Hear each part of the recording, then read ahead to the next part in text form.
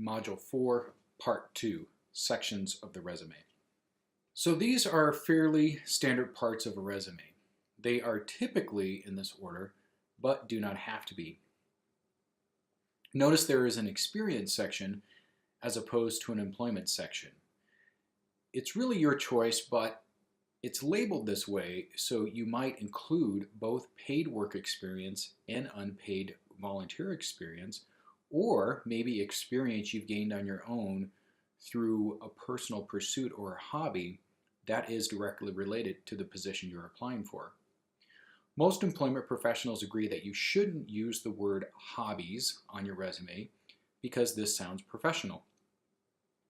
However, you can have a section labeled interests, but I would recommend making sure that you only include items that are directly relevant to the job for which you're applying. It's also assumed that if you send an employer a cover letter and resume, that you will have references ready to go if they ask for them. So that's why the word references here has a question mark next to it. And if you need to list references on your resume, typically it's best to put them on a separate sheet of paper with the same heading information up at the top that you have on your resume. So your name and your contact information, rather than putting references available upon request at the bottom of your resume. It's really up to you, but this is typically the way most people will do it. So what we're going to do is, in this lecture and subsequent lectures, we're going to take a look at each of these parts of a resume. And I'll provide some various examples of what you might include, but also how you might format them differently. So in the heading section, typical information that occurs here is your first and last name. Now, if you have a nickname or if you have a middle initial, just be consistent. So for example, if you sign your name, say your cover letter, and you put your signature at the bottom using a nickname, make sure that nickname appears on your resume. So a lot of times what people will do if they go by a nickname is they'll put their first name, their nickname in between their first name and last name in quotation marks, and then they'll have their last name. But just whatever you go by, if there is a nickname, it's probably best to put that on there and put it in parentheses.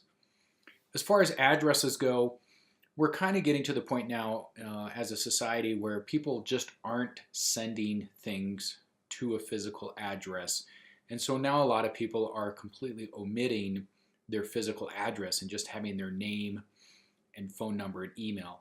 That's fine, but understand sometimes through the job application process or job securement process that employers need to send information, physical documents to you. So at some point there may be a request for a physical address. If you choose to have a physical address, sometimes what happens with college students is they may have a permanent address if they don't live, if they're not from the town where the university is, and then they may have a temporary address of where they're living during school. So sometimes you may see two different addresses on a resume. One is usually labeled permanent and the other one's labeled temporary or school or something like that. Making sure if there's an apartment number that you have that on there, and then the zip code plus the 4-digit code. If something is being sent through the U.S. Postal Service, having that extra 4-digit code can help sometimes things get there a day or two sooner. If you're not sure what that +4 code is, you can look it up on the USPS website. Pretty much these days, as far as phone numbers go, nearly everybody has a cell phone. If you'd like to list a work phone, if you still have a landline at your home, you might list that as well, but list at least one phone number. And as far as email addresses goes, it's best to only list one email address. And make sure that that's one that you check regularly, and make sure that that email address is professional. So typically first name dot last name at rams.colostate.edu, or if it's a Gmail or Yahoo or something like that. And then if you have a personal website or a LinkedIn profile, you can include that as well. And we'll talk more about the LinkedIn profile and how to have that website listed later on in the course. So let's take a look at the education section and the type of information that is typically found here. So, and it's usually in this order, although it doesn't have to be. And that's the thing about resumes. It's really your personal preference. But again, these are typical sections you're going to have and typical types of information in each section. So, type of degree. Is it a Bachelor of Science? Is it a Bachelor of Arts? Is it a master's degree? Maybe you have an associate's degree, something like that. What's the name of the major? Is there a concentration? You don't have to list the concentration, but you should always list the major. The name of the college or the university, the location, that would include the city and the state. And if you're also listing any time that you've attended at other universities, say study abroad, or maybe you were a full-time student for a year or two at another university abroad, make sure to indicate the city, state, or at least the city and the country. Date of graduation, if you've graduated, definitely, and it just, the month and the year is fine, doesn't have to have the actual day of the week. If it's an anticipated date, you can put the word anticipated and then the month and the year, but you can just put the month and the year, and a person will see if that's in the future, then they'll understand that you're currently in college, and that's when you anticipate graduating. If you have graduated or you're getting ready to graduate, so if you've graduated with academic honors or you're a candidate for academic honors, this would mean if you're graduating within the top 10% of your class, and at CSU, the dean's office would notify you if you're a candidate or if you have graduated with distinction. Then these would be the words that would appear on your diploma that would say summa cum laude, magna cum laude, or cum laude. And so if you have that, you can mention that. If you're a member of any honor societies, you can include that. I wouldn't recommend including if you've been nominated for honor societies. I would only list ones that you are a member of. GPA, general guideline here is only included if it's above a 3.0. Now, some people will say, well, what if my cumulative GPA is not a 3.0, but the major GPA, in other words, the coursework required for your degree specific to your major, is more than a 3.0? Should I list that? It's okay to do that, but understand that can raise a red flag with prospective employers that if you only list the major GPA, they then might ask you what your overall GPA is, and if it's below a 3.0, that could be problematic. So just be aware, of if you list a GPA, kind of how you might do that. Also in this section, you may include related coursework. Now, if you're early in your academic career for your degree, maybe you've only taken a few courses, or maybe the coursework you've taken to date is pretty generic stuff, maybe the general education, what we call the all university core curriculum at CSU. Maybe not, list that, but as you're moving through your curriculum for your major, and you've taken courses that are directly related to the job duties, then it's recommended that you list those. I would only recommend listing course titles. I would not list the course prefix or the number. So for example, I wouldn't say NRRT 442 tourism planning, I would just say tourism planning. And then it's also important in the education section, in nearly all cases, not to list a high school diploma. And the reason for this is if you are in college or you've graduated from college, it's understood that you already had to have a high school diploma or a general equivalency, a GED, because you got into college. Now, the exception to this would be if you're applying for federal government jobs, then you need to list the high school, and sometimes for other certain types of government jobs, or if in the job announcement the employer specifically requested, then you would list that on your resume.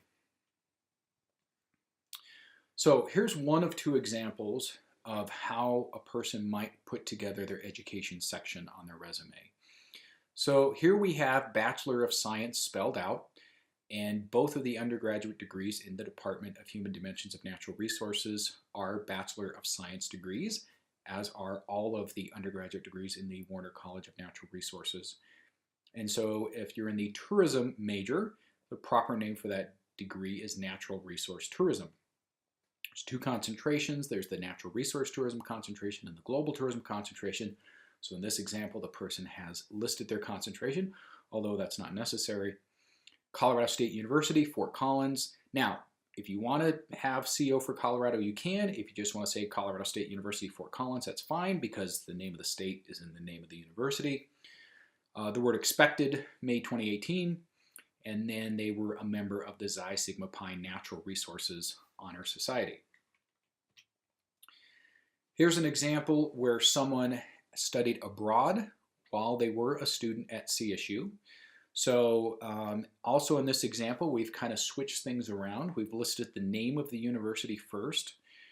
Instead of having the word expected in front of the date of graduation, it just has the month and year of graduation. Bachelor of Science has been abbreviated as BS. And in this example, we've got the Human Dimensions of Natural Resources degree. GPA is included here. Now note that this GPA tells you what the scale is that 3.75 is based upon. Not all universities have a 4.0 grading scale. Some have a 6-point, some have a 9-point, and some may even have a 12-point grading scale. Those are typically more common with private schools, but it's important that you put the scale that it's on so they have some context to judge that GPA. In this particular instance, the student had 2 minors in business and Spanish, and they were also on the dean's list for 2 semesters in 2016. Below this, they've listed the name of the university and the location, including the city and the country, and the dates that they attended this university. And then they say underneath their study abroad and just a quick synopsis of what they studied, Spanish language, you know. So maybe if you studied abroad and you took tourism, business, and French courses, you could say that. This is clear, though, that it was a study abroad. They were not a matriculating student. In other words, they were not there to get a degree. They were just there for 1 semester. Okay, so experience section. Again, different ways that you can do this. Typically, you'll list the position title first, then the dates employed, the name of the employer, the city and the state where the employer is located, and then the major accomplishments in bullets. Typically, those bullets are going to start with an action verb, maybe a skill set, and or a result. Now, if you want to list the company first, you can do that. If you want to list the dates employed first, you can do that. But usually when HR people or recruiters are looking at resumes for that first cut, that position title tells them a lot about your experience. And so that's one of the first things they want to be able to see.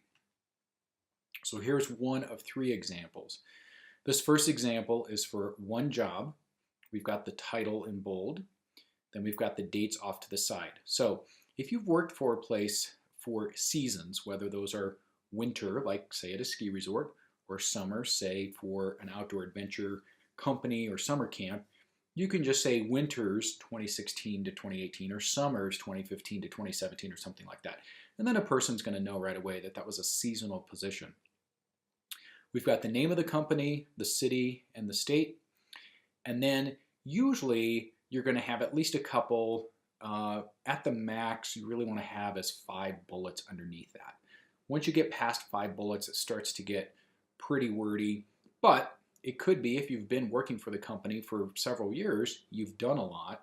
But we'll show an example if someone's gone through different promotions with the same company, what that might look like. So in this case, this person worked for this company for 2 summers, and we've got some numbers here, right? Because numbers jump off the page and really have a strong impact on the person reading the resume. So these are listed in the order or sort of what they did the most of, and they're starting with active verbs. Supervised, increased, and created. So the second bullet there, we're talking about this person increased weekly revenues by implementing a new zipline route, and then they created a new Instagram account and had 700 or over 700 followers within 3 months. So again, having those numbers on there really makes this jump off the page.